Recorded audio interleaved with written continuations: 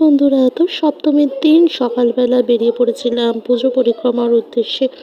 তো চলে গেছিলাম কল্যাণীতে আইআইটি পুজো প্যান্ডেলের ঠাকুর দেখতে। তো দেখো, ঘেমে নেই একেবারে একসা হয়ে পৌঁছে গেছিলাম কল্যাণীতে।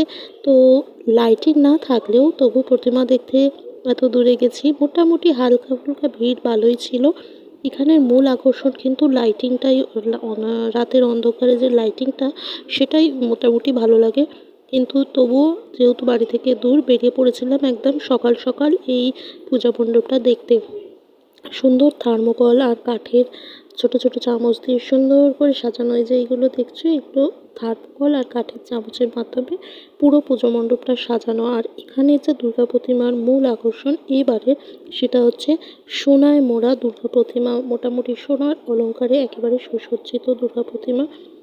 তারপর বেরিয়ে পড়ি, বেরিয়ে চলে যাই এখানেই একদম মাঠ সংলগ্ন মেলাতে। মেলা ঘুরে তারপর নিয়েছিলাম বিরিয়ানি, যেটা কিনা 100 টাকা প্লেট পড়েছিল জন প্রতি, এবং তার সাথে আবার 500 জল ফ্রি দিয়েছিল 500 মিলিলিটারে। তারপর আমরা সেখান থেকে ট্রেনে বসে পড়ি এবং ট্রেনে উঠে যথারীতি আবার শিয়ালদা নেবে আবার লাইনে দাঁড়িয়ে পড়েছিলাম সন্তোষ মিত্র স্কোয়ারের, কিন্তু প্রচণ্ড ভিড় থাকায় সামনে ছোট ছোট ঠাকুর দেখে আর না হাঁটতে পারার দরুন এই ঠাকুরটাও দেখে আমরা বেরিয়ে পড়ি।